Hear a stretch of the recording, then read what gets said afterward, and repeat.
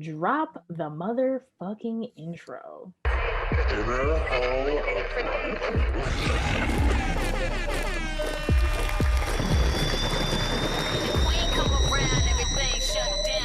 Welcome to the Inner Hoe Uprising, the podcast about sex, love, and dating from the perspective of me, Sam, one black, non-monogamous, pansexual feminist hoe who lives in New York City, whose pronouns are she and her, and who is just doing the motherfucking thing despite technical difficulties at this point.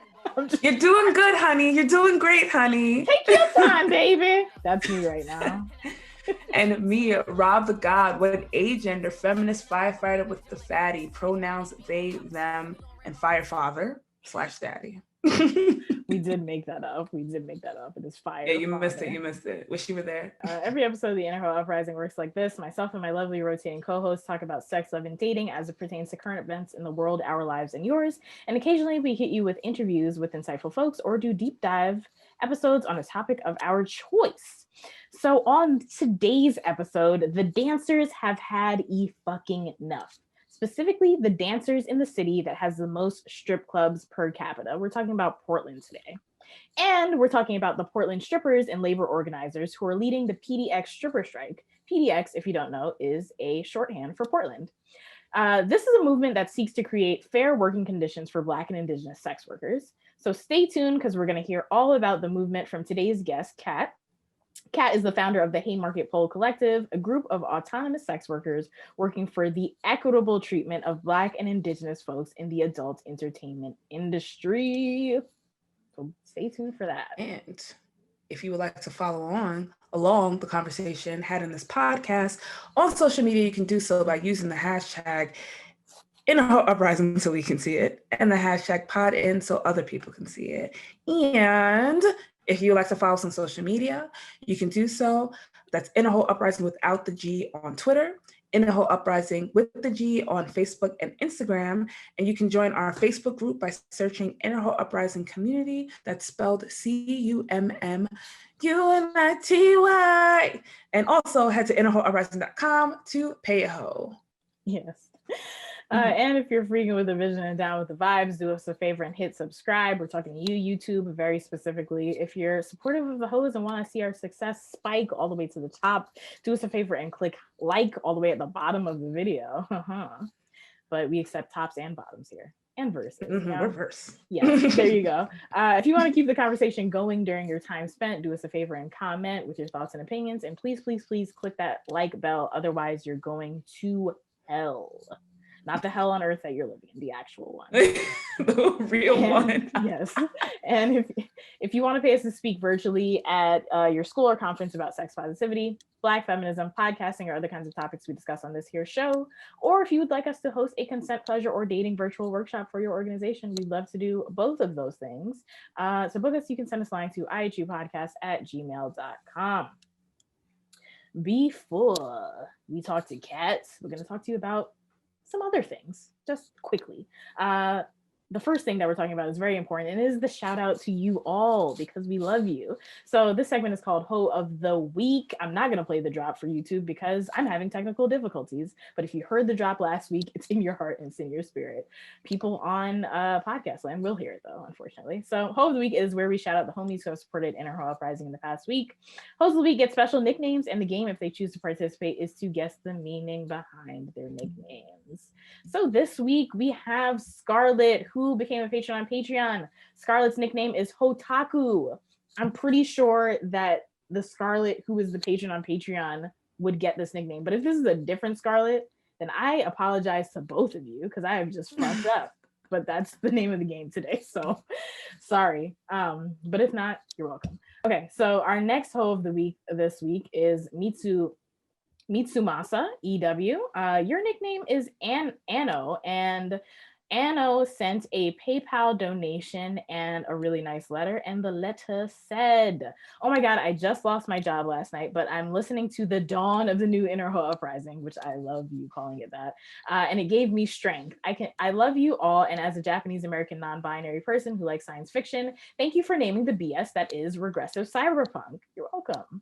I got fired essentially for being trans at work after we just had a sexual harassment training where trans people are now included in protections in the state of California. I'm very sorry that happened to you.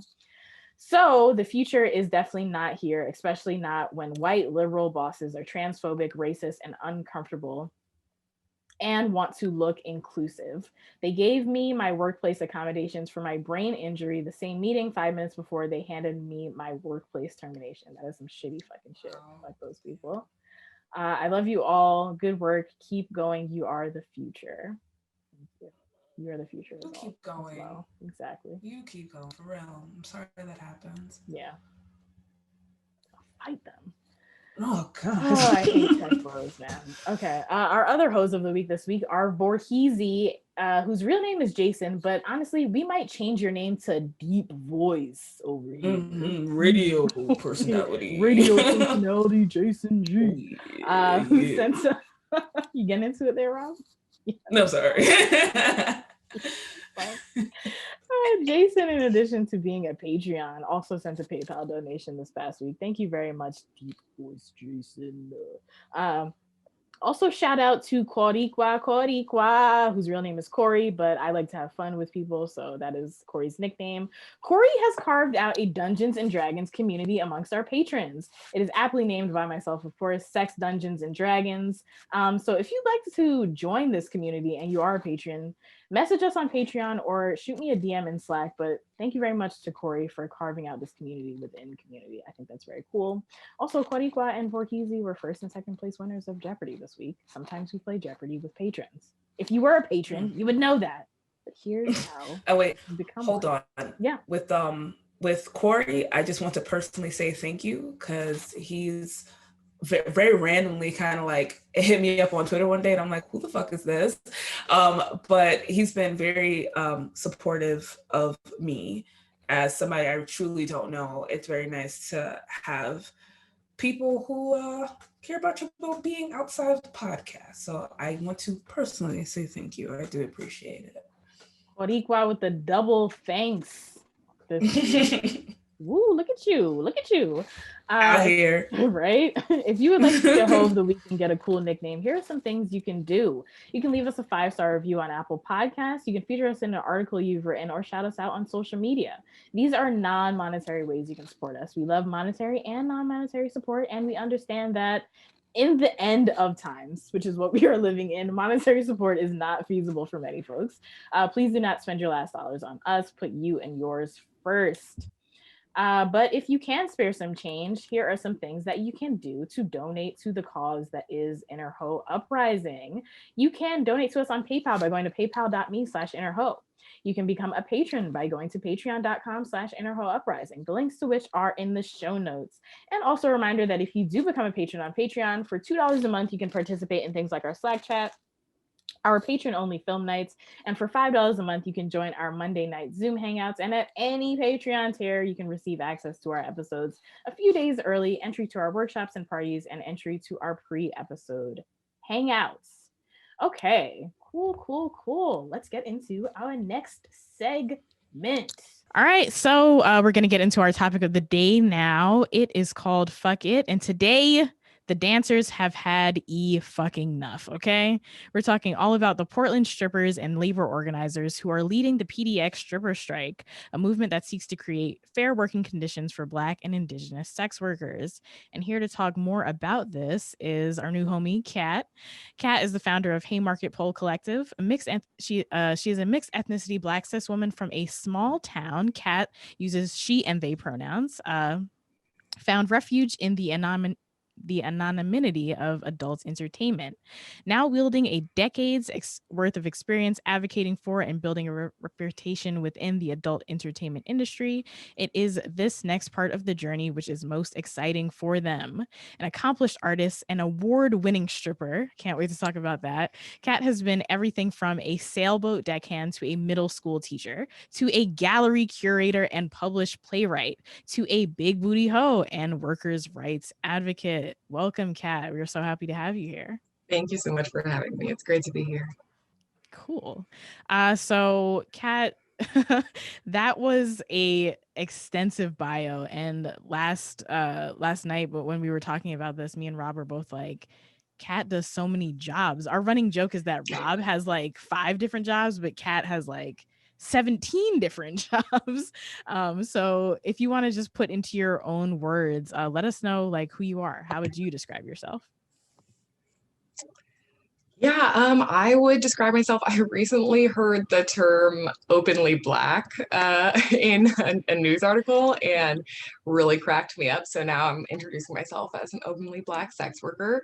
Um, I have a lot of mental illness in my family and in myself, and that has resulted in me kind of working in a collective mix of jobs that allow me to work around my own needs. And it's been really great to have the autonomy to kind of choose how and when my labor is used in this time. So sex work has really provided me a more consistent workspace than I have had in the past.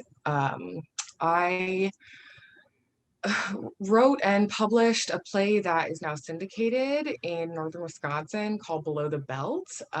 It was a collection, an anthology of stories related to gender expression, sexual expression in all communities. We had coming out stories from like straight people who, you know, like their friends were like, "Are you gay?" And then like they pop a boner in ballet class and are like, "Oh no, I'm straight." But it was kind of a response to the vagina monologues, like being very transphobic and gender exclusive. And so I started working on just like collecting stories and putting them together for people to be able to see themselves and see how they can relate to their community in their struggles with their own gender and sexuality. So that was kind of my first time like reclaiming a media narrative. And I started doing it 1 year, and then we ended up doing 3 years worth of new scripts. And so that was sort of my first time organizing a bunch of different people, getting them to work together, and sort of creating a narrative for the wider community to access. And that was in college years ago.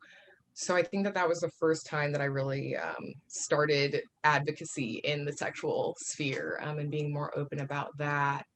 Uh, and I don't know, I've just always had to, people call it survival sex work. I didn't know that like labor existed outside of survival. Like, why would capitalism, why would we participate in capitalism if it wasn't to eat? And so, yeah, I don't know. I think that I'm an artist first in all respects. I think that life and suffering and joy are all forms of art.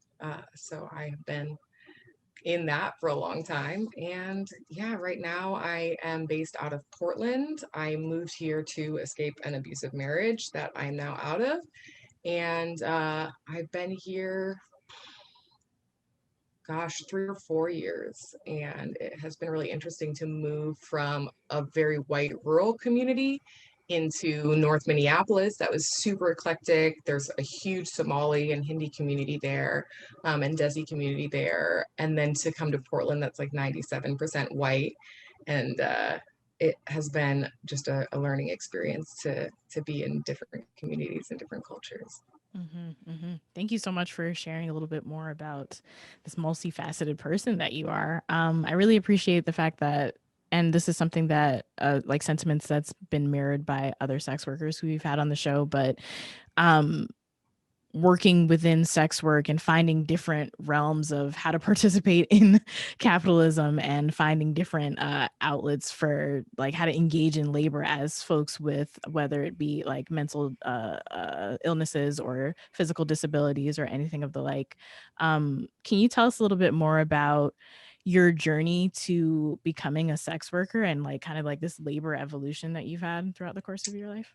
Yeah, for sure. I was working in small town Minnesota and not making ends meet. You know, I was working all the time, every day, and just not, you know, minimum wage is $7.50 federally, and that's just not enough for anybody to live on. And so trying to afford my life with my ex-husband was really difficult. And a friend of mine, who I did not, you know, I'd known them for years and I had no idea that she was a stripper. And I was like talking about my need for money, and she was like, oh, you should just come up to Minneapolis with me one weekend and see what it does, what's up with it. And I think I made like $300 or $400 my first night, and really realized that, you know, I could start working part-time in my square job and really to make ends meet. But I was driving back and forth to the Twin Cities, which is about 2.5 hours. So I would drive up to the Twin Cities, work a weekend, turn around, come back down to my small town, and then work my square job the other days of the week. So I was really on 7 days a week. But my marriage was really crumbling, and suddenly I had cash in hand and a savings. Mm. And I just remember I was going to stay in Minneapolis an extra day, and my ex called me to get me to come down to drop off some money, something. And I was like driving down to him, having like a full-on panic attack, just not happy, really miserable. And I pulled over on the side of the road, and I was like, girl, you got arms and legs. You got a pocket full of cash. What are you doing going back to, you know, being miserable? And so I literally pulled over and was like, nope, this ain't it. And so I started doing sex work full time and filed for divorce. And I was working in clubs in Minneapolis where there was, you know, a really good mix, I would say, of it was way more diverse than the clubs in Portland. You know, I would say it was like a 60-40 mix of people of color and white folks. But I specifically remember when I went up to go audition to get contracted, my friend who was white, I was like, okay, what do I need? Do I need heels? Do I need a thong? Do I need all this? And the first thing that she said was, you're going to need a wig. And I was like, really? And she was like, yeah, no, absolutely. Like, you will not get hired with your curly hair. Like, that's not going to happen. And so that was like my first time buying a wig. I had natural hair, and I got a wig, and it was really cool to be up there. But I remember like a really busy night, and I just wasn't making money. There was no sales coming in, and we were kind of sitting against the wall. All the dancers who didn't have a dance were kind of sitting against the wall. And I looked down the line, and I realized brown butt, brown butt, brown butt, brown butt. Like, all the people not busy were like the hottest bitches who were brown. And I was like, oh, it's not for lack of experience. It's not for lack of trying. It's just not like the soup of the day sort of thing. And I remember trying to go to a different club and just finding that it wasn't about the atmosphere of like drama, right? It wasn't for lack of like respectability, that any club that I went to, I would sort of be seen as like, that if I wasn't kissing ass, I was a problem, you know? And I didn't see that. Like, a lot of white strippers were, you know, throwing their weight around in ways that I never could. And I just remember having a manager try to like steal $300 from me. And I was like, cool, give me a receipt. Like, if this is all fine, then just give me a receipt. And he looked at me and said, where are you going to go? And I was like, dang, man, this sounds like my ex. Like, this sounds like some abusive stuff that, you know, really skeezy partners would use. And I just realized that, you know, there's only 4 clubs in the city, you know, of Minneapolis. And so it was like, how much ass am I willing to kiss to be treated like shit, which I think is something that brown folks experience in any labor form. And so I really decided that maybe I needed to find some place that, at the very least, I could be out as a stripper, right? I was having to tell my landlord I was a waitress. I was having to, you know, tell my friends I was a hostess. It just wasn't as accepted. And so I had to decide between, you know what I mean, passing as a civilian or passing as like a mixed race person who had a blonde wig on. And I decided I, you know, really wanted to pick one and try to be out as a sex worker. So I came to Portland. It didn't take me long to realize I was kind of done being not openly Black, you know what I mean? Being just like covertly passing. And I was really impressed at how quickly my shifts got cut. Straight up, Portland. like in Portland, took my blonde wig off and went from having Saturdays to having no Saturdays. And it's like, wigs are expensive. Passing is expensive. Straightening your hair is expensive. And so how am I supposed to pay for looking the way that, people expect you to, cater to Western beauty standards? And it's expensive. And then you're only working Tuesday mornings. It just wasn't feasible. And it just seemed like it was expected that, I figure it out. And I just hoped that there would be something better. And as the Black Lives Matter movement, raised out of George Floyd's murder, it became really apparent that a lot of these issues were not just faced by me. And even though I have the privilege of having an easier time of trying to fit into those Western beauty standards, like that's not the game I wanted to play anymore. So that Right. sort of And journeyed me into advocacy versus just right. Yeah. So we're definitely gonna get into that. We're kind of we want to walk along your journey. So we just went from Minneapolis to Portland. Rob has a little bit more. So definitely compared to Minneapolis as well, how was your first time stripping in Portland and what did you notice? My first time stripping in Portland was at Safari, which is now torn down. It had Sorry, can you pick up from when you said now torn down? You had cut out a little bit. Excuse me? Can you start from when you said it's now torn down? You cut out for a second. Oh, yeah. So Safari was torn down a little while ago, but my first time working in Portland was I had been living up in Seattle and trying to do weed sales. And I just did not like waking up every day and couldn't make the money that I was used to making. And it's really expensive to live up there. So I drove down to Portland to check out some clubs. And I stayed at the Super 8 next door to Safari. I didn't realize it was a strip club. So I went in there for breakfast. And the booking manager was at the bar. And so I came in and they were like, "Hey, you're hot. Do you want to dance?" And I was like, "Sure." And they were like, "Cool. Can you work tonight?" I was like, "No, maybe tomorrow." And I just remember, so Minneapolis only has static poles. Not many people realize that the poles spin at some clubs. People are like, "How are you doing that crazy upside down shit? It looks so graceful." It's because the pole spins. But in Minneapolis, it was static poles. So I come in, I was booked without an audition just because I was hot and confident. And I came in and I threw my whole ass weight into that pole and I trebucheted myself off into the wall. It was so embarrassing. I was like, "Oh my God, I swear I've won competitions before. This is not me. I just didn't realize it was a spin pole." And that club really, it allowed me to be really myself and sort of choose my own music and do all this other stuff. So when it was starting to try to shut down, I went to go audition at other clubs and this is something that I feel like brown folks know, the position has been filled sort of thing. The hiring sign is in the window, but they're not taking resumes. And clubs would be like, "Yeah, just send a picture over," and then never hit you back.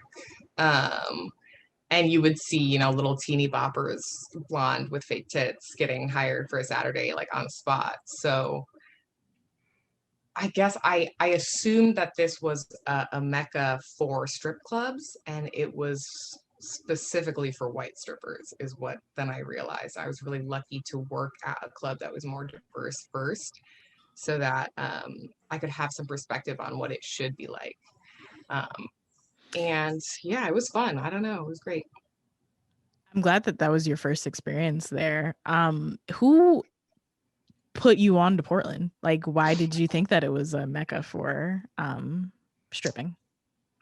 Well, I had moved to Seattle originally because I have family up there, my only family. And I tried to go audition at a club in Seattle, but you have to get a license in Washington in order to dance. So I went for like an amateur night, and there was supposed to be like a $300 cash prize. I really needed the cash to like help pay my rent. And I went in, tried to audition, and they told me, they're like, oh yeah, the cash prize actually will go towards paying for your license. And I was like, cool, I don't want the license. I want the money. Just give me the money. And they were like, oh, you don't seem like an amateur. And I was like, what does that, like, yeah, I'm not willing to be taken advantage of, if that's what you mean. Like, if the sign says, that I can just work one night and not have to, do all that rigmarole. So then I started asking around, and people were like, yo, Portland, they have a ton of clubs. You'll find some place down there. And Gotcha. so yeah, I just came down to check it out. I call it titty tour, when you go and you just spend like $50 at a couple of clubs and just see if the people who are working there seem like they don't all hate each other. See how the bouncers treat you when you walk in. You know what I mean? If you're walking into a club with a hoodie on and the bouncer doesn't let you in, like, you're probably not going to have a good time working there as a brown person. And so just kind of going around, there was definitely some clubs I was like, this does not seem safe for brown people to be at for any reason, let alone with my butt out. And so I ended up working at Sassy's for about 2 years. Mm-hmm. So that kind of leads into our next question, which is, who makes up the stripping and maybe even greater sex work economy in Portland? Like, what are the dancers like? What are the bouncers like? What are the DJs like? Like, give us the whole layout of who's involved. Like, who are the key players? Yeah, there's an estimated like 1,800 dancers in Portland. There's about 50 clubs, something like that, and each club has a different amount of dancers. I would say that for the most part, it is people between the ages of 18 and 35, probably. That's about right. There are some juice clubs which can hire minors, or there's clubs that do serve alcohol, but they have like the minors in different areas, sort of doing, I don't even know how they work around it, but there's like certain areas that they can be in that you can't bring drinks into. And so I feel like the industry is a lot of, I feel like a lot of it is people who are, it's all that they do. You know what I mean? They are gold star strippers, that this is really all that they do. And it's their only job, which I think is pretty unique, that in other cities is sort of a give and take. But it is like Portland's demographics, it's like 20% non-white, something like that, and at max. But I feel like the clubs maybe have one brown dancer. Some of the clubs have, like, there's one club with a brown DJ, but a lot of the clubs like won't play rap music. And part of that is because there used to be like a city ordinance that if you had an incident at your club, that part of the punishment for it was fines and then not being able to play rap music for X amount of days. Okay. Some blatant racism in public policy right there. Like, straight up and down. They got sued up and down about a lot of other racist things, because it was the gang enforcement task force that sort of led that policy. And they actually got defunded with the, like 2% cuts that happened from the Portland Police Department. But it was still in practice. There's not many clubs owned by Black people anymore at all. There's a couple of people of color who own clubs, and there's definitely clubs owned by women. Mary's is the oldest club in town, is family owned, and it's lady owned. They are great and hilarious, but I feel like Portland sees itself as very progressive. And so if they don't see the issue, it's not happening, right? And so because they don't have brown folks in those spaces, they're like, well, we're not racist because we've never had brown people in here. So we can't be racist if we haven't been racist towards somebody. So I feel like a lot of the industry is like white tattooed models. A lot of times it's called like the floor model or the look. We're a rock and roll club, a lot of them will say. So like you're not the look that they're looking for. And it's just really hard to like explain to a booking manager how that's problematic when you're like also trying to get hired. So what's the relationship like between all these players? Like, how do they treat each other? I think that for the most part, there's a little bit of crossover of dancers at different clubs that they'll work at multiple clubs throughout the city. But I think that each club has its own sort of attitude towards like the community. And I've heard the term novelty clubs. There's a couple of novelty clubs, which is in reference to like specifically that they have like more burlesque, that it's more palatable for the general public and less just like buckles and faces. And so because it is part of the tourism industry, there is a lot more acceptance from the community. Like people come into strip clubs on their second date and sit around and drink a beer and then leave and don't tip or sit at the stage. Like it's just like a regular bar with boobies out. But I really think that I guess I don't really know what the relationship between club owners are. I know that there is some camaraderie between the owners. There was a booking manager who had passed away in late 2018. And when I was talking to the managers around town about stripper strike, they were able to, they were talking about, a fondness for that manager. So I think that there is some back and forth between the managers at the clubs. And a lot of the bouncers, unfortunately, like are, not to talk shit about bouncers because they're the ones who protect me. So I gotta be careful. But there's like a lot of failed out cops. There's a lot of people who lean towards a more like conservative and racially specific viewpoint. So I guess I don't really know how a lot of the clubs are owned by the same people also. There's like a couple of people who own a lot of the clubs in the city. So they all kind of circle together. But I think for the most part, dancers have a lot of opinions about each other because we've all worked together and know somebody who works with you, or they know somebody who knows somebody. But for the most part, it's like, don't ask, don't tell, and I think that that's obviously problematic. I don't know. Very interesting layout of the scene. Yeah. A reality show that might get a little uncomfortable at times, it sounds like. Sounds like some of those bouncers might have been at the Capitol January 6th. Oh, straight up. Yikes. Luckily for us, stripper strike really brought attention to who those people were. And it's like, if you're not willing to sit down and do a training that is mandatory to keep your business in compliance, like, sorry, you can't work here. So it's not about like a viewpoint. It's about being in compliance. And, Yeah, definitely going to get into that. So we know the people who are operating the industry itself. Who are the people who are patronizing? Like, so many of these clubs seem to be serving a white audience. Are there mostly white patrons?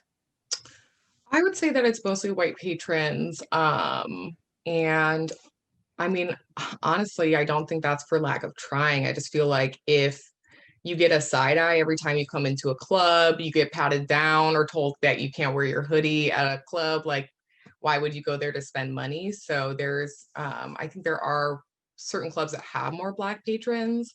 But for the most part, it's also like tourists, people like Canadian holidays, bank holidays do really good down here because they come down from Canada for their time, for their vacation. But I think part of the problem with this like centering of the Western beauty standards and of just gender politics of like wanting people to be totally femme presenting and things like that, is part of the reason why people talk about the industry slowing down, because we're still aiming for these like Wolf of Wall Street types that do not exist anymore. You know what I mean? It is they, them, and their clique coming in to have fun and throw money, and they want to hear Cardi B, they want to hear NWA, they want to have a good time and see that the dancer is having a good time, not just the same girl on a Harley, you know, with a million tattoos and fake tits. Yeah, I was gonna say, like, it's so odd because, like, when you were like, some clubs just can't play rap music, I was like, what is stripping without like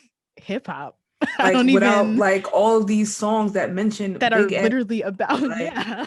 what? What do you dance to? And also something that I mean I think is super true is like I might not be able to dance to hip hop. They might tell me that I can't dance to hip hop, but somebody else totally can. And one of the things I used to try to do was when I could pick my own music, I would try to do a whole shift of hip hop without an N-bomb to show these white folks that it was like, I'm sorry, seeing a white person dance to This Is America, Black Man Get That Money, and I'm sitting there on an empty stage and they're dancing to that. And I'm just like, oh, and they were like, no, I mean, you can't claim a whole genre of music. I'm like, no, I mean, get the radio edit, find the song that's for you. You know what I mean? There is so much that you have access to. Why can't you just let us have this one thing or like be in solidarity with us? And it gets frustrating when you realize that brown folks are the ones being treated that way. I did have a good experience in Portland one time. It was a whole shift of brown girls. One time ever in my whole career of dancing, the whole shift was brown women. And it was like a morning shift on a Tuesday again. And it was like the three of us that all worked at the club. But was it lit though? It was lit. It was so much fun the whole time. It was so fun. Cause we were like, 5 minutes into the shift, we all look around, we're like, this is everybody? This is everybody. Let's get it. But yeah, I think that the patrons are changing, that sex work is becoming more accessible and more acceptable for a lot of people.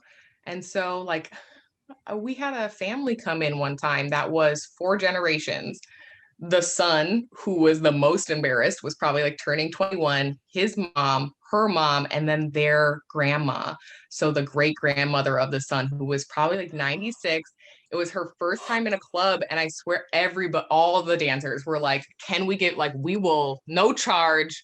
This is your first lap at like, you please, let me give it to you, please. And so I do feel like there is, it's just the most primal form of entertainment: booze, bodies, and bumping beats. It's the 3 B's we all need.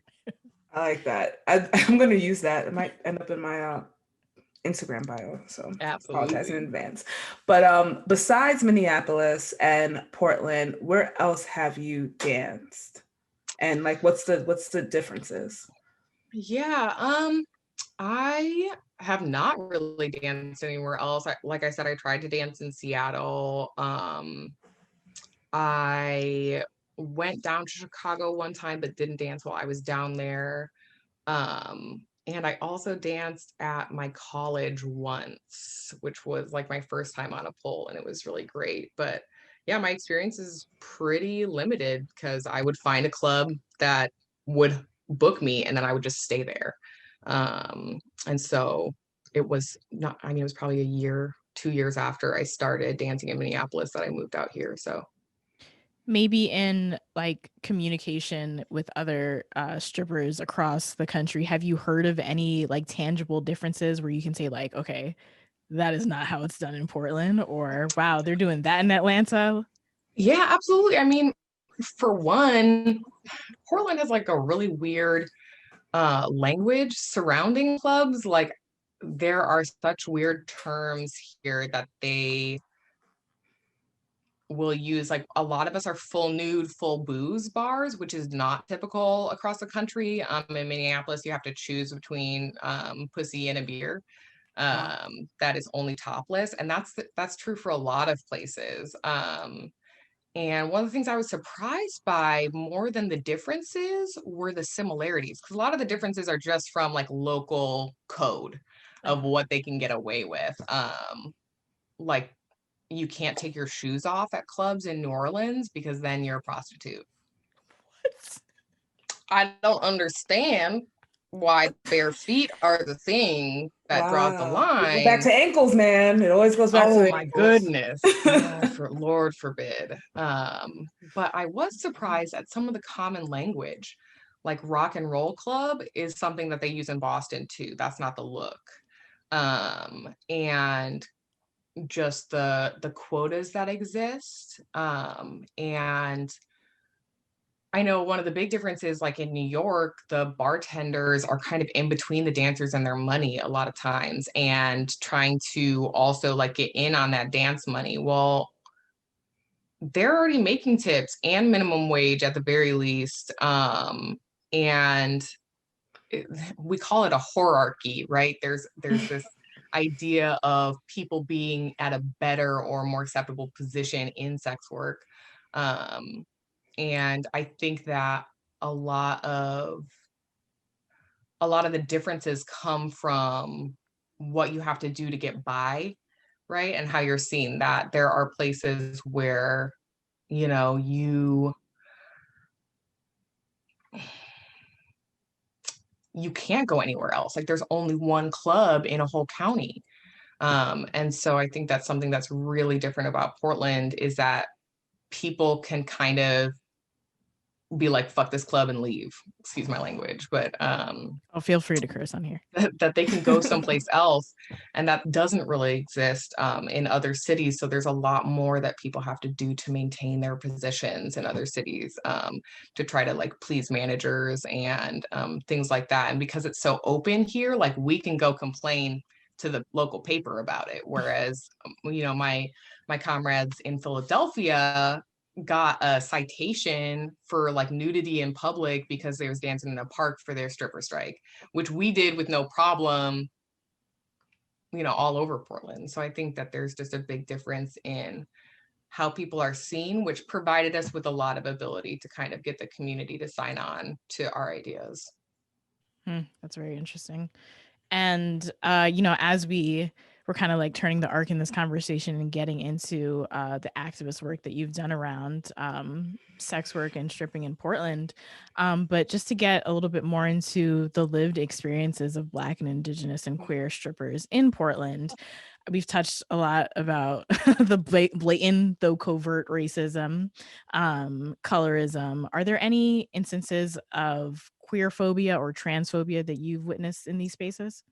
I mean, absolutely. I don't think that sex work provides a barrier to phobias for anybody, which is really too bad. But I do think that there's, especially in just like openly misgendering dancers who identify as non-binary or trans, but they live in femme-presenting bodies. And so a lot like referring to dancers as the girls is something that has really been a problem for me, but also just like not booking trans dancers. And we do have, because we have clubs that are male presenting clubs or male assumed clubs rather, there is an assumption that those trans dancers should just go there, but like if you're femme, they're not looking for you. And so I'm not trans, but I do know that a lot of my friends who are and who dance have had trouble just being open and being out at the clubs that they're at, because it's sort of like, you know, if you pass, just don't say anything about it. And it's like, no, I don't have to put on a full mask. I can be my authentic self and still deserve dignity and respect for my labor. So I just feel like the transphobia is an exclusionary thing at this point, that there's almost, it's similar to the Black folks that they're like, oh, we've never been racist. Well, that's because you don't have any Black people in there.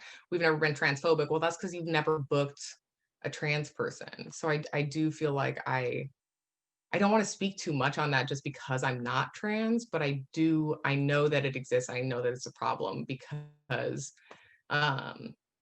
you know, your body doesn't define who you are, and it shouldn't be a limiting factor in you finding a job. And especially the danger that comes with potentially being outed by a club and by your community. Even though you still might be able to maintain your workspace, people start whispering about shit to customers, all of a sudden it's a problem. So yeah, I think there's definitely that. And I think that there's also just issues with homophobia, that they're trying to present this like ideal femme who is horny all the time and wants all the dick, and so if you're gay, they don't want to hear about it, because then you're not the person that they want to jerk off to. I guess I don't even know what their motivations are with that, but it does seem like the idea is that having a homogenized workforce will solve problems, because there isn't a lot of differences between people. So if we have all the same sorts of people that are all cis, femme, skinny, the same look, we know that will make money. There's no risk in it. But like I said, the culture has changed so much in the past 5, 10, 50 years when it comes to gender and when it comes to sexual expression, that I really feel like it would be such a benefit to so many people to set a good example and to show that we don't discriminate here. Like, if we are the Mecca, if we are the place that people look up to as like the most strip clubs per capita, we need to start setting a higher bar for what we expect for our inclusion. No, definitely.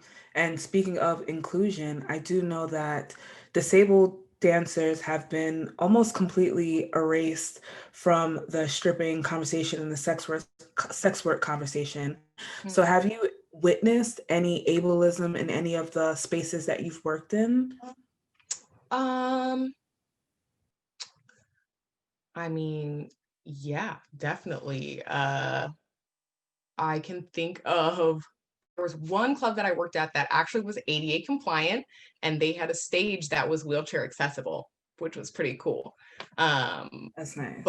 But also, like, if you can't climb to the top of the pole, because we're really like pole trick heavy city, it becomes really difficult for people with differences in ability to work in that. I knew someone who, she had, I don't really want to speak to her medical status, but she had limited mobility with one of her arms. And she found that there was a lot of places that, wouldn't book them, but like she could pull with the best of them. She had a very similar ability level. And I remember somebody asking her how she pulled with a hand that has limited mobility, and she was like I do everything else.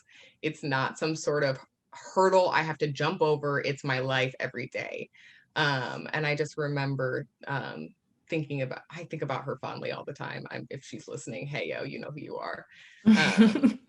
But again, this was the industry that she was able to find, that the biopolitics of our bodies being used for labor didn't have to be adjusted so much in order for them to be fiscally able to live their life. And that, needing to go get medical care and take 2 months off, there's not many industries where you could just come back and walk back into work after 2 months, and that is something that's really cool about sex work. But I think that there is definitely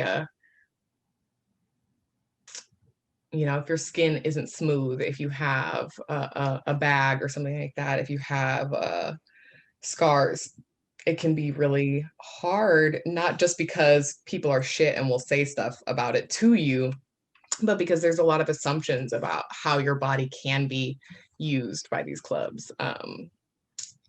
Yeah. Have you found that is also a similar case when it comes to strippers of size? Definitely. And I just don't understand.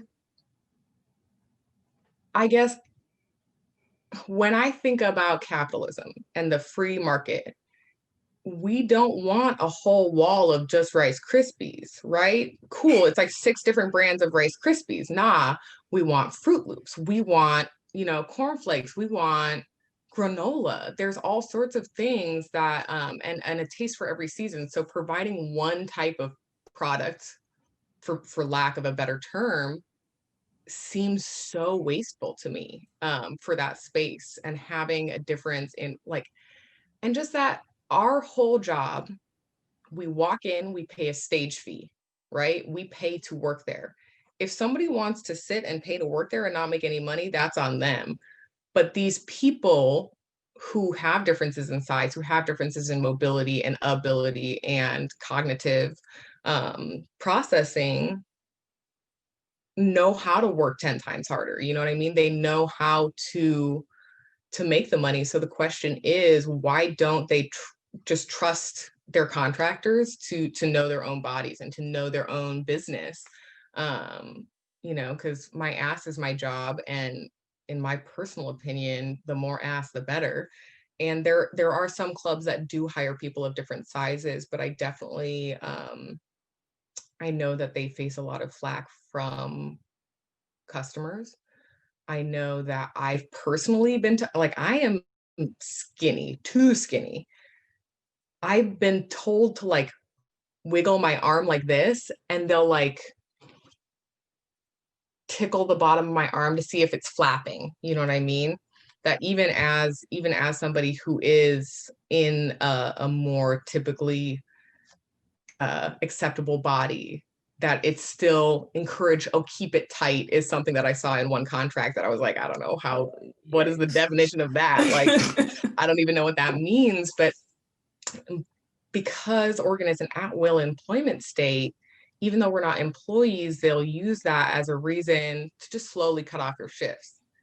And if it's not financially feasible for you to stay there because you can't get enough shifts, then they're like, oh, well, it's on you. You weren't making the money on a Tuesday morning. And so I think that's something that is nice, that we have so many clubs, because if you go out past the novelty clubs that are downtown and go into more the blue collar area, those clubs really, they just want your stage fees. And if you can make money, you can make money. Mm-hmm.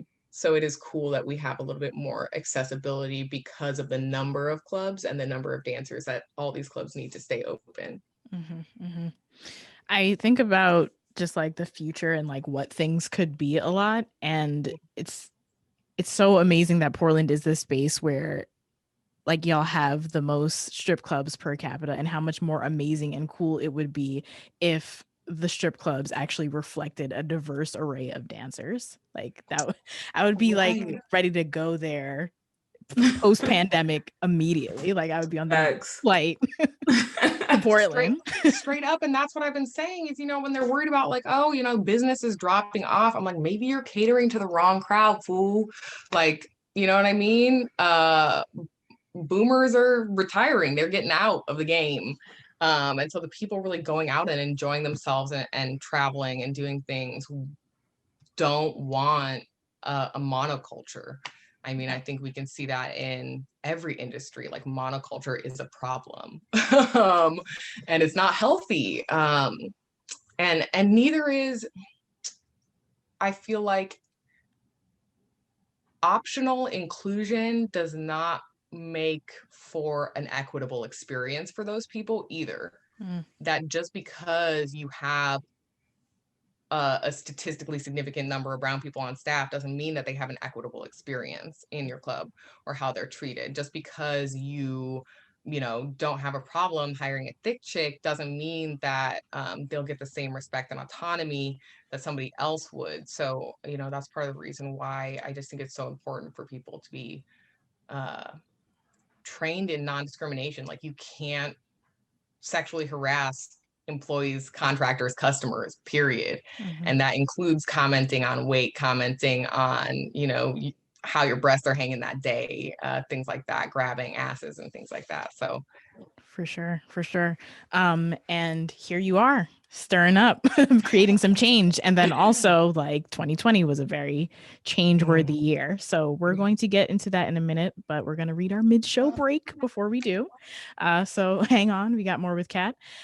So is this conversation in this episode so far resonating with you? Is it helping you learn some new shit, helping you unlearn some old shit, or just allowing you to have a good ass time?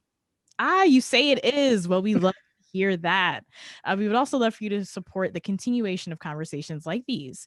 If you're listening to us on a podcast app, you can take a moment to subscribe to us or drop 5 stars and leave a rating for the homies. If you got a little extra change, you can drop some cash in our PayPal by going to paypal.me/innerho, or you can come join our Patreon community and access our chat and virtual events for as low as $2 a month by going to patreon.com/innerho uprising. Or you can just hit up your friend and say, yo, listen to this podcast. They just had a really awesome episode with Cat from Haymarket Pole Collective. It was dope.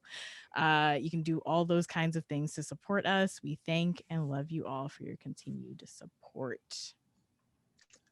Okay, so yeah, like I said before the break, 2020 was a wild year.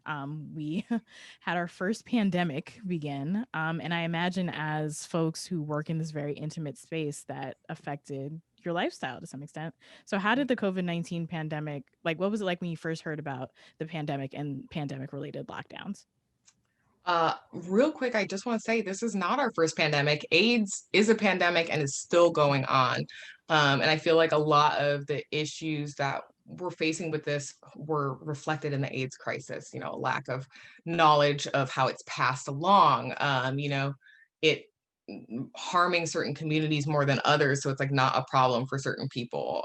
So they don't deal with it. But I was actually, I was doing work with a client when I first heard about it in like December. And I just remember thinking, I don't know, I remember hearing about it and just being like, oh dang, this is scary, but also like what's really gonna happen? Is it gonna shut down the whole world? And as it got closer into, February, January and February, it became really scary to go to work. And let me tell you, wiping down the pole with alcohol is not exactly the top line sanitation. It's hard to wear PPE when you got to get fully nude. And, you're doing upside down backflips with a mask on. It was really hard to, which I think is not, not exclusive to sex work. It was really hard to decide to go into work. You know what I mean? They're like, oh, it's up to you whether or not you eat and go in and make money. But it became really difficult because we're independent contractors. We did not get unemployment. A lot of us didn't even get the PUA that was offered, and the CARES Act specifically wrote out erotic service providers so that we could not receive funds. It made it really difficult for a lot of dancers to do anything, let alone in-person work. I have heard from some clubs that, like, for instance, dancers were told, oh, you're like too pretty to wear a mask. And so like managers would like encourage people not to wear. I can't speak directly about the clubs that said those sorts of things, but they've always been willing to put us in harm's way to make their money. And I think that there's a certain amount of privilege that comes from being the skinny white chick that can go work at any club, because you're like, oh, I can get the shifts. Why would I cause a fuss about anything? But this really brought their vulnerability to the forefront, that they could no longer have this, idea that they would just be protected by their staff or by their clubs. And now we're having to work outside. Like, they've set up tents and dancers have to be outside butt naked, which cannot be good for our health. And then, you're paying still $25 to go into work and there's nobody there because people aren't going out. But if you don't show up for your shifts, you won't be rebooked. And so there's a huge issue of people who don't want to go online. Like, a digital presence is permanent. I can throw on a wig and fake eyelashes and enough makeup and heels for you never to know who I am.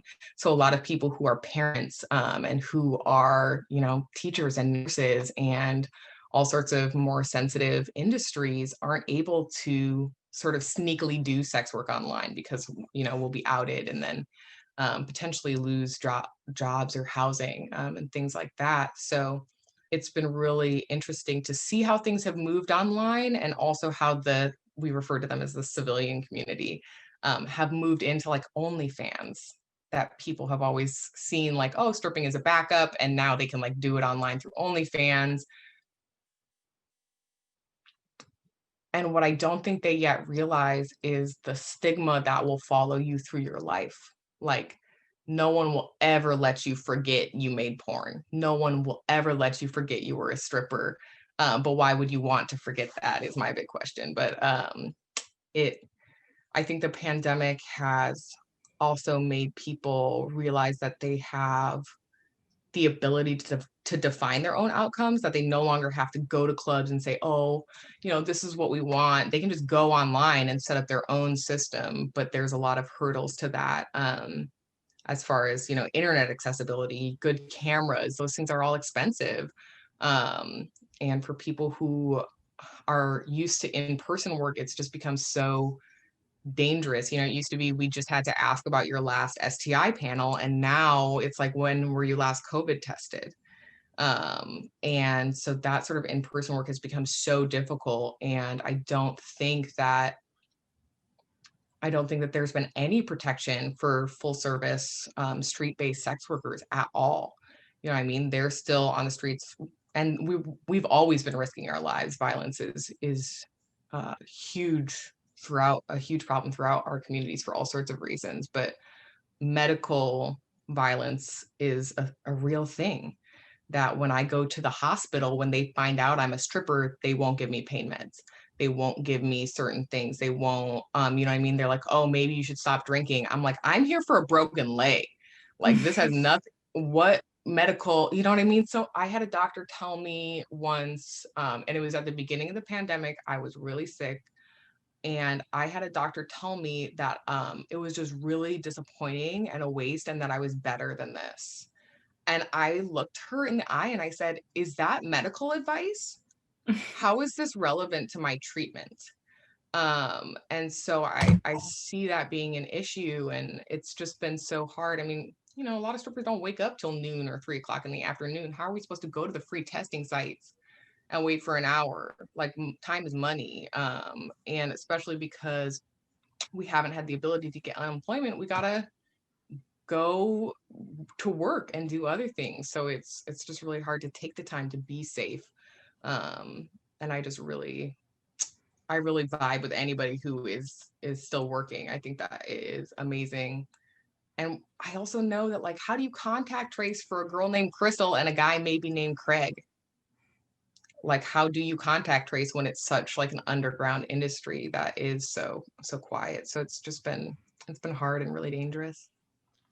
So the other part of 2020 was the Black Lives Matter movement and all the protests that were happening. So in Portland, what was it like when the news of Ahmaud Arbery and Breonna Taylor and George Floyd hit? I think it was really litty. It was really difficult to see a bunch of people, and I think that this is true everywhere, but I mean, especially just because Portland became so active in the Black Lives Matter movement, it was so hard to see the people who had like reached out to grab my hair or like told me I was real articulate. You know what I mean? Those microaggressions that you hear from day to day. And then those people are coming to me to be like, can you believe that racism is a thing? Yeah, I do believe it. And I also believe you told me to be quiet about it like a lot of times previous to this. Like, this isn't a bandwagon I'm jumping on. It's my survival every day. And Portland became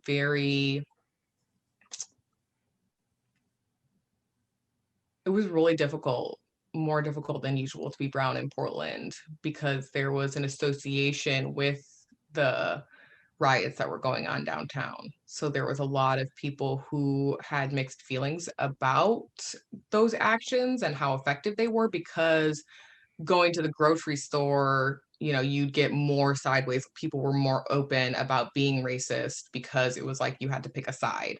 And so that became really hard. But I also think that there was a huge issue of, you know, the person who started down at the JC every single day was a Black mother. It was Black folks down there fighting for their lives and for their dignity and for their kids' lives. And then the wall of moms shows up and they're all white. And people are like, oh my God, the moms are there. Well, the Black moms have been there. Like there was a really a reckoning to be had about white saviorism within the community that was really, I think, difficult for fragile white people to deal with. And they've been doing okay at trying to learn and to you know, err on the side of listening to Black voices. But I mean, I now own 2 gas masks. Like there was tear gas in neighborhoods. Like the air would get spicy, we called it, around like maybe like 10:30. You could start smelling the tear gas drifting down the streets. And I think especially for the houseless community downtown, they were almost entirely displaced.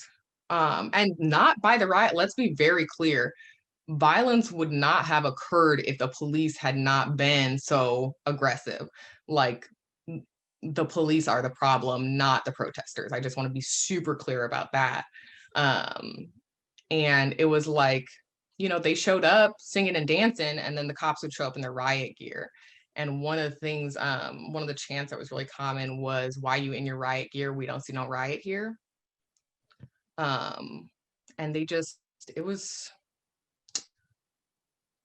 really cool though to see Portland reckoning with the idea that racism went deeper than the police.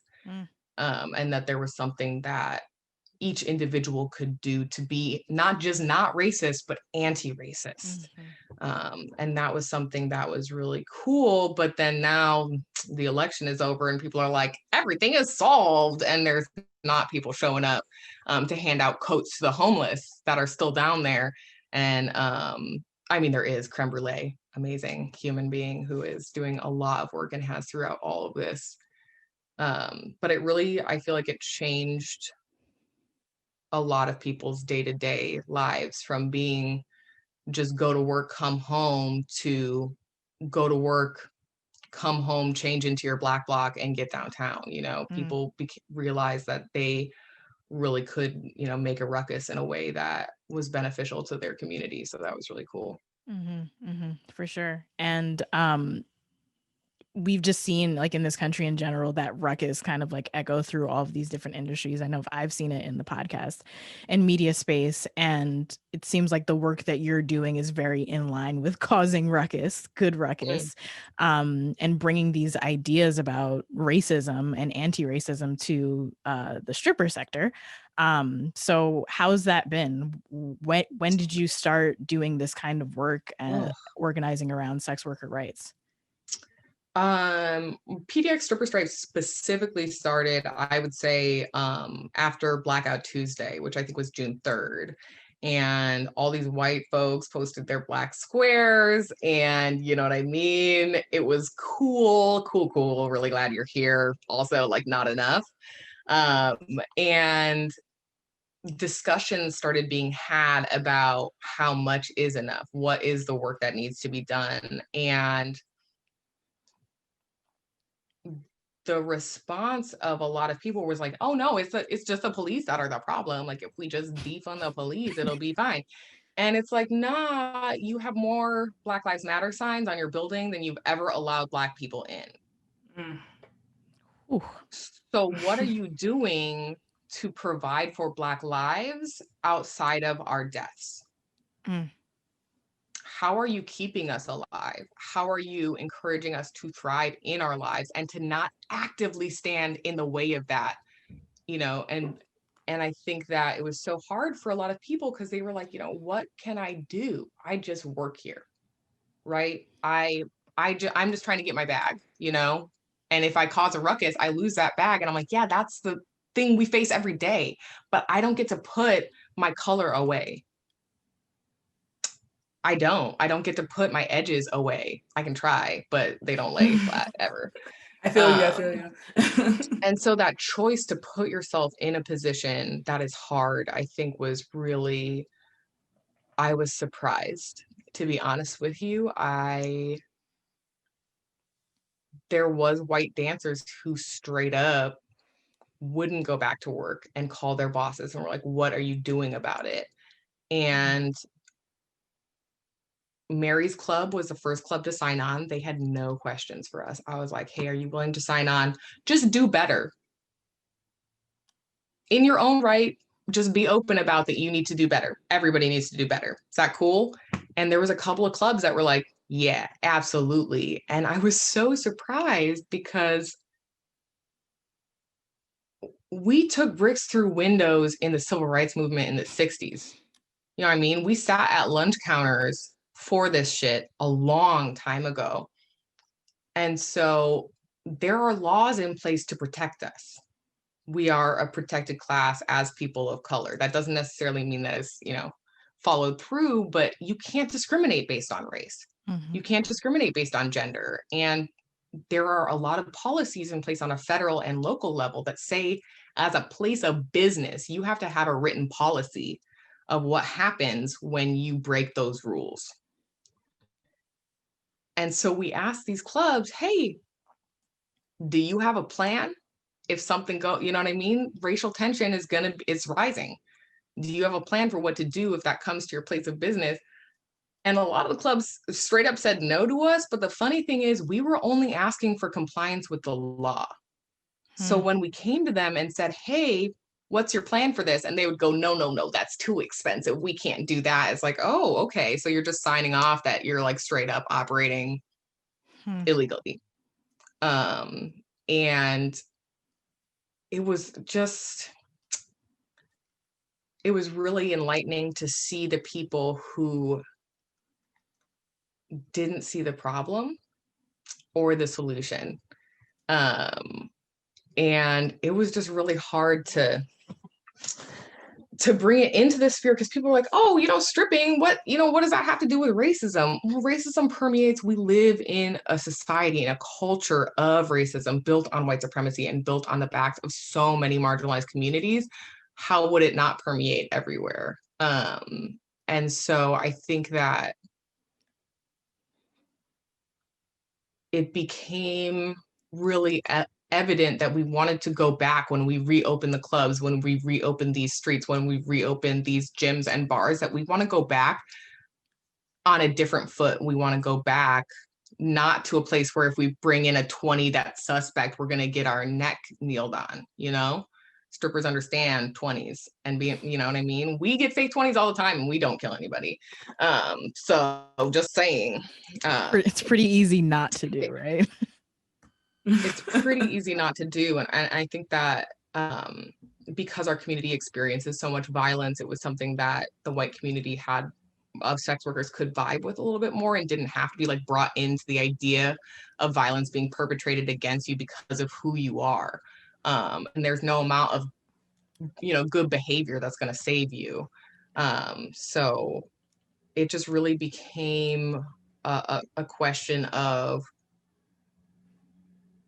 do you want to make money for somebody who's ready to watch you die and then go, oh, what? That's crazy. Or do you want to work and put your everyday into a place that stands up and says, you know what? Dignity is a thing. Thriving is a thing. And you should be provided that no matter who you are, period. So I think that it was possible because our city is so accepting of strippers.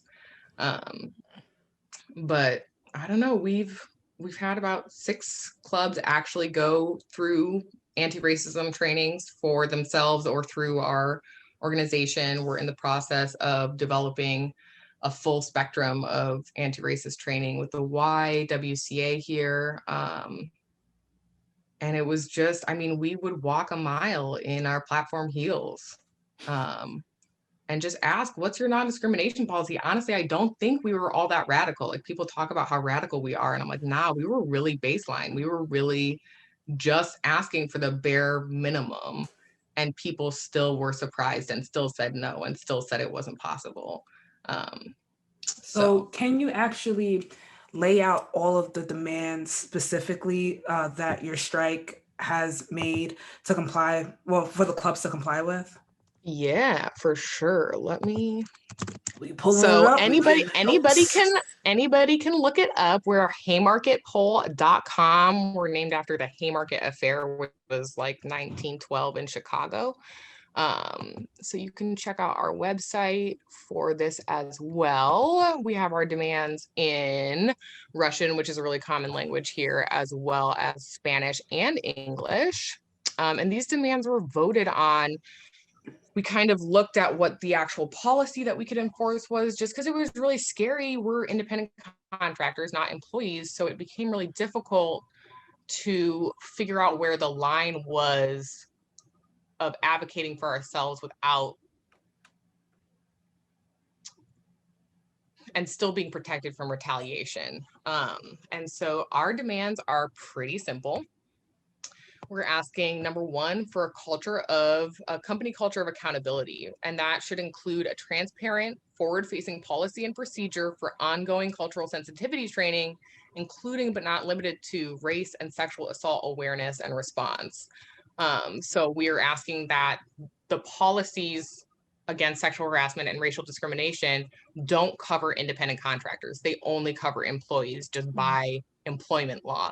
So we were asking that the clubs extend that coverage to their independent contractors as well, because they should have it in place legally anyway for the rest of their staff. So it shouldn't be difficult to provide for other people who do labor in that space, and to post those trainings and policies for the public so that when the public walks in, they know who to complain to if the bartender spits in their face or some shit like that. Like, how do you complain and what is the policy for that? We also requested that all contractors receive a copy of their contract at the time of signing, which is not a common thing. They don't give us copies of our contracts. I encourage anybody who's listening who is a dancer, if you have a copy of your contract, we would love to see a copy. If you are booking at a club, make sure you take a picture of your contract when you sign it, because that's as close as you are going to get to a copy a lot of times. So we ask that all contractors receive a copy, and we ask that all staff be required to read the literature that we provide, which are documents and testimonials from dancers of color. And then our other demands are to consider equal shifts for equal work and due diligence for booking shifts with regional population statistics in mind. There aren't that many Black folks in Portland, which is why it was so frustrating. When this all went down, they were like, there's no Black dancers here. How are we supposed to hire them? But they're telling me, a Black dancer, that. And I'm like, what are you talking about? Like, that's not a thing. So considering equal shifts for equal work, and then also maintain compliance with Oregon Law SB 726, which is in regards to due diligence towards removing discriminatory practices and preventing further noncompliance. And that just means that a neutral policy is not enough anymore. You cannot just say, oh, there's not really a policy about that. A lack of policy is inherently neglectful. And so there has to be a written policy to address these issues, so that it's not just some random bouncer making a decision off the cuff. So that it's not just the one manager that's working that night making a decision about, something serious. That there should be a written policy so that when it comes back to your business, people know what to do and how to act appropriately, because people are wild sometimes. And then the last one is to maintain and establish compliance to, and then there's a whole list of Oregon laws and OLCC policy, which is our liquor board. And really, that's all that we were asking. We just wanted compliance with the law, because it's the law, and there's just no HR department at most strip clubs. But one of my goals personally was, I've lost too many people. All the funerals I've been to in the past couple of years have been Black dancers or Black people who are within the strip club industry due to like medical negligence. And I just never want there to be a dancer at 2 a.m. crying in a dressing room, not knowing who to go to, and being asked, like I got asked in Minneapolis, where are you going to go? Who else are you going to go to? I want them to know that they can come to us. I want them to know that there's somebody who will listen and help them with their options. Because the long-term feasibility of the Black Lives Matter movement is writing it down, making sure that because we live in a free market and because we live in a capitalist society, to work to make sure that the systems, while they still exist, protect and cherish the most vulnerable among us. And really, once we get to the bottom floor, we can start asking for a little bit more, but it's just ridiculous that they can't even, y'all have a business license. If you can't afford to run an equitable business, federal law says you don't get a business license. Like, sorry, that's just part of owning a business. So you can't decide not to serve a gay couple a wedding cake. Sorry.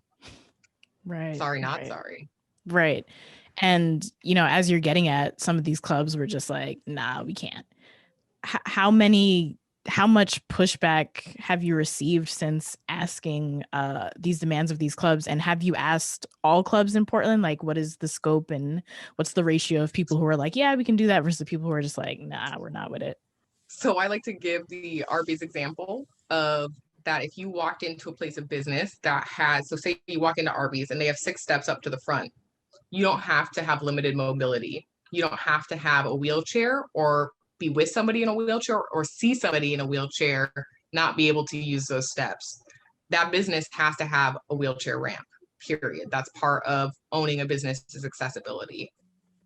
Reasonable public accommodations are guaranteed to protected classes, period. If you are a public business, you must apply to certain things, and it's not the person in the wheelchair. It is not the person who is complaining to Arby's' responsibility to tell you how steep that ramp has to be or how long it has to be. That is in the city code. And my big question in all of this has been, where is the city?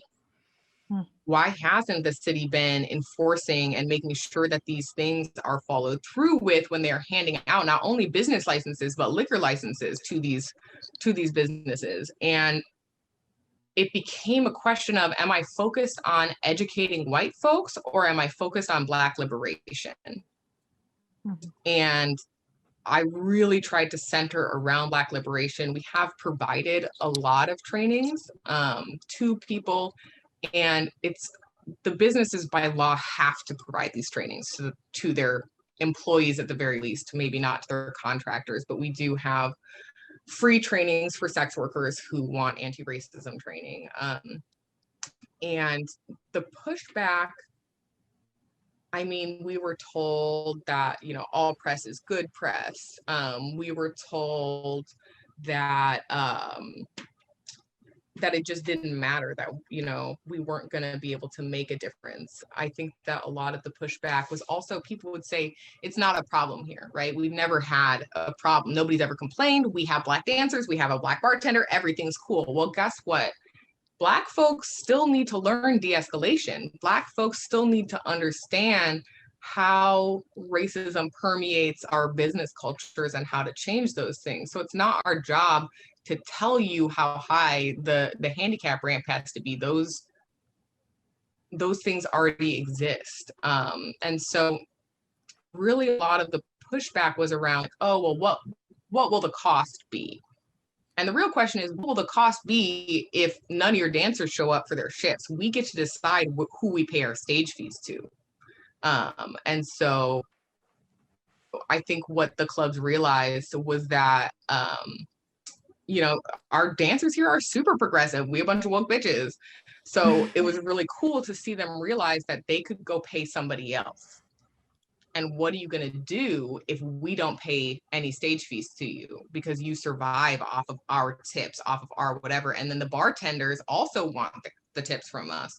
So we really hold a lot of the cards as far as moving staff from one side or the other. But I think a lot of the pushback was just around, thinking that they didn't need it. And we lost Dominique Dunn, say his name, was shot by 2 white folks outside of a club in Portland. This club had nothing to do with it. Okay. This was in the parking lot. It was whatever. Nobody who worked at the club was involved. But I think it shows it's a really sad example of how escalating racial tension and escalating white supremacy and domestic terrorism is slowly going to affect us all. So whether or not you have a Black staff, you still probably want to be trained in how to respond to somebody who's spitting slurs every other word. You know what I mean? Or like some people would say, well, what do I do when somebody pulls the race card? And I was like, you show them your written policy, dummy. Like, that's how you solve it, is you treat everyone the same, like you say that you are. If it is that way, then it shouldn't be that hard to write it down. And I think that I feel like we've contacted a lot of clubs. It's really hard to get in contact with these clubs. And one of the things I've asked is, if it took 5,000 people to get a hold of one booking manager, how is that dancer at 2 a.m. crying ever supposed to?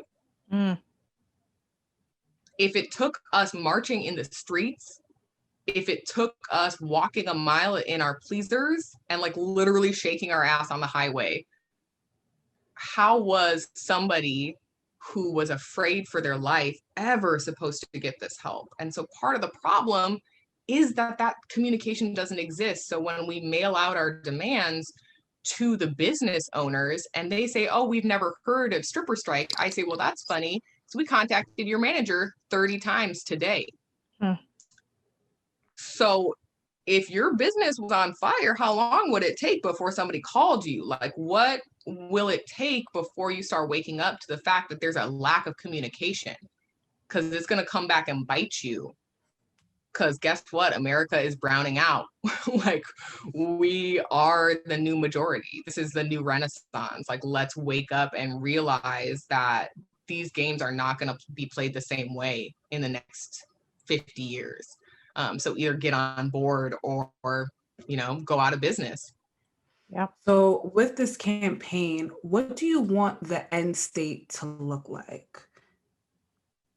Part of what I'm looking at is building a framework that is sort of tri-purposed, looking at supporting Black, Indigenous, and trans dancers in their home lives, supporting them through mental health care and resources for that, supporting them in their work life through written policy changes at these clubs.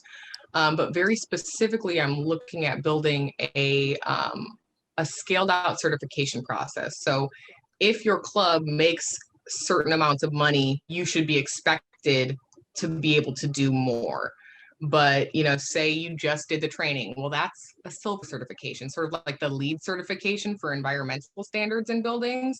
Like, people should be able to know and look at a business and say, I know that I'll be treated equitably here. I know that when they say the position has been filled, the position has been filled. And I know that because it's documented, right, of what their policies are. And if those policies aren't enough for you, cool, that's fine. Don't go to that business. We can vote with our dollars in this system. So I think I think building that system is really important. I also, it's super funny, people keep asking me these things and I'm like, man, just anything other than this, it's been horrible. I did not expect to spend my 2020 not on the pole. I did not expect to be doing spreadsheets and looking at legal counsel and contracts all year. But what I would really like is some sort of certification process to remove the question marks out of people's minds so that we can support businesses who are doing the active work. Then more importantly, defining our own outcomes. So providing people, for instance, we just did a $590,000 grant to provide COVID testing and emergency supplies to sex workers of color.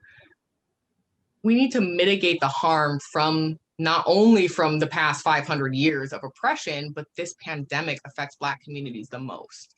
So I'm really looking at providing long-term support services for the communities so that they can have the autonomy and the space to thrive. Mm-hmm, mm-hmm. And, you know, I guess the work that you're doing is very local and specific to code that exists in Oregon, but do you have any plans to bring the PDX stripper strike movement out nationally and even globally? I mean, I like to call it, I'm a very ecologically minded person. There's a word called abiogenesis, and it's the idea that if the conditions for life are right, that it will spring up in multiple places. And I think that has happened. There are a ton of autonomous collectives that have existed before us and that exist now. Stilettos Inc. out in Philadelphia, Stripper Strike Chicago, Stripper Strike New York, and then there's a movement down in Atlanta. There's Swan, Soldiers of Pole in California. They're amazing. Check them out. There's a movement towards contracting in a lot of different industries. So I feel like it is going to change, but right now, because we're a 501c3, we only have purview in Oregon. Like we can only serve folks in Oregon. So it becomes really hard to fiscally support other movements outside of the state. But there is a lot of crossover happening. The Black Sex Worker Collective in Nevada also has been hosting like weekly meetings where it's on a national level. We used to have weekly meetings on a national level, but we have been expanding and trying to provide a framework, but honestly, I'm exhausted. Dakari out in Chicago is amazing. They and Linzo are doing just sort of a mutual aid effort out in Chicago. And there's only like 4 clubs in Chicago. It's super Black there. It's been really hard for them, especially for thick girls out there. And it's been a struggle to try to, I heard the term build the plane as we take off, so like I'm trying to hold the wings on and people are like, how do I fly this thing? I'm like, I'm trying to help, but it's just there's not enough of me, and I have a lot of help, but I think that the best thing that people can do to make sure that those things happen are to donate to mutual aid funds. Stilettos Inc., Chicago Stripper Strike, Soldiers of Pole, Black Sex Worker Collective, and Swan, Nevada are just a couple that I can think of off the top of my head to support. So there is a national movement, and internationally, there's a lot of collectives: Berlin Strippers Collective, East London Strippers Collective. Thank you. We'll definitely put links to those folks in the show notes. Sorry, Rob. Yes, we love show notes. So what do you think that the post-pandemic strip scene will look like in Portland? Oh, man. And nationally, if you can think that far.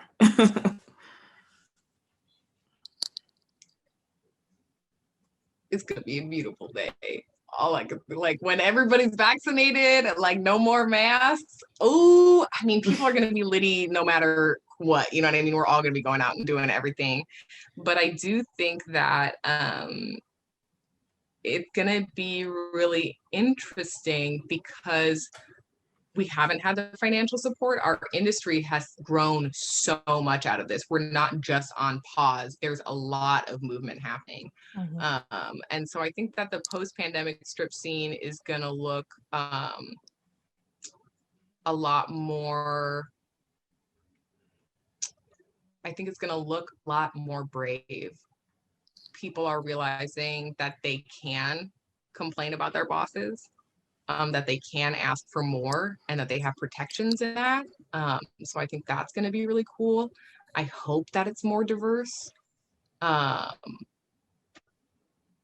also know Portland's lost a lot of Black folks. Like people are moving away because it's just not safe to walk these streets when Proud Boys are riding around in their trucks.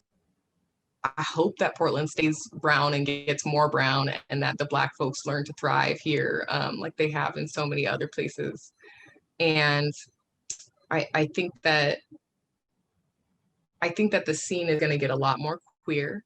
It's going to get a lot more thick. It's going to get a lot more Black. And I think it's going to get a lot more attention to the clubs that wanted it, that didn't fight tooth and nail, right? Because it's so easy to stay with old news, you know? But being those people who set the high watermark, I think those are going to be the clubs that survive. A lot of small businesses aren't going to make it, to be real with you. You know what I mean? Good or bad. And so the businesses that really work to include more of the community are going to just thrive. So I'm really hoping that we see that change in the strip club industry as well. Mm-hmm. Mm-hmm. And what does the future look like for you? Is there more organizing in your future, more dancing?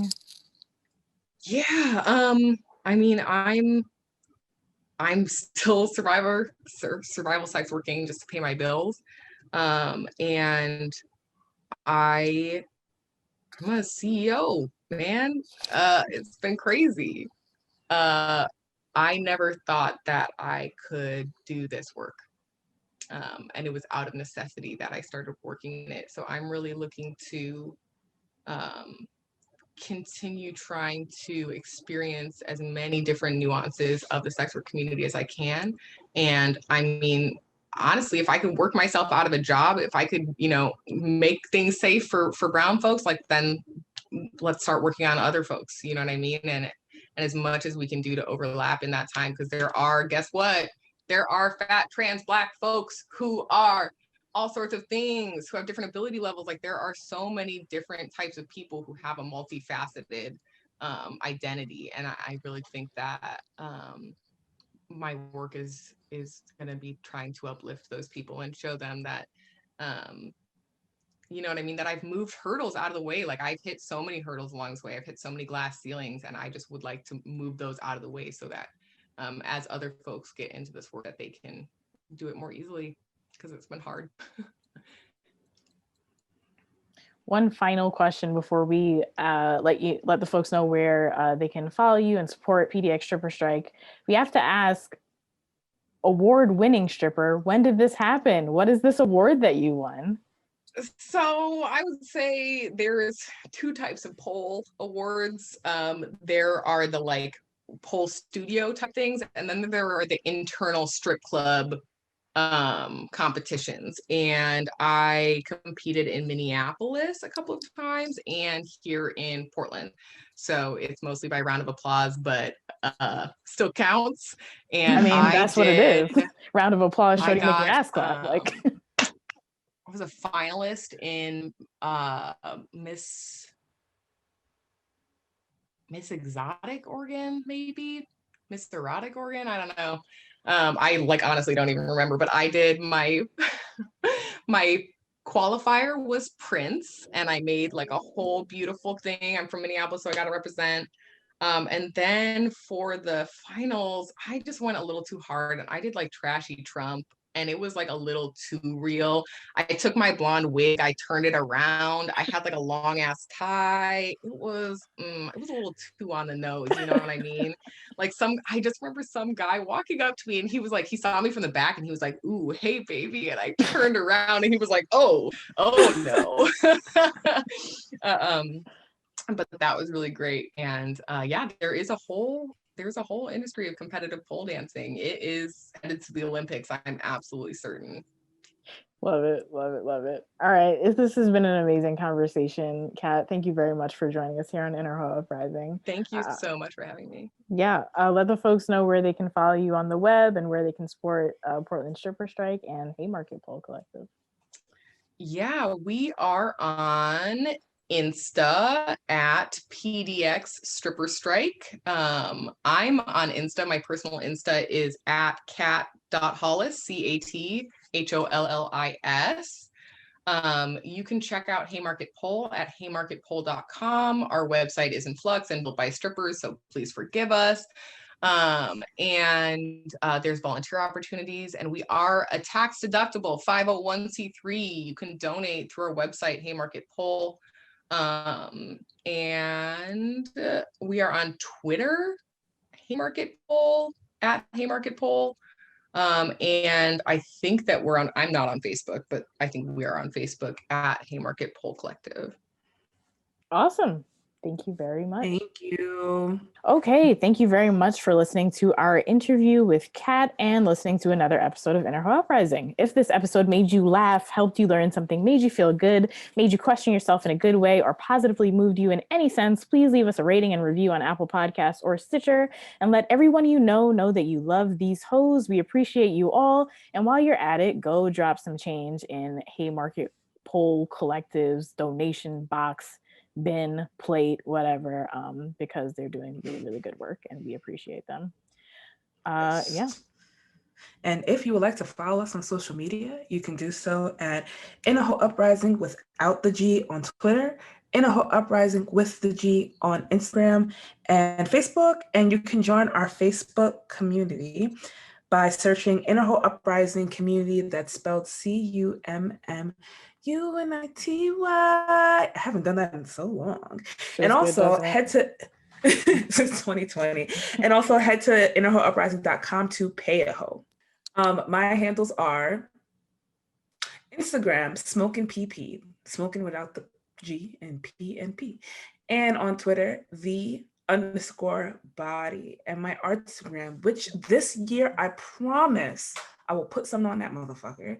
It's Vanta.black with a Q. Nice. And you can see, if you're watching on YouTube, you can see some of Rob's art in the background. You can follow me at SlamRid on Instagram and Twitter and Clubhouse, actually. Yeah, thank you very much. Have a good week. Yeah, Clubhouse, gang. Gang.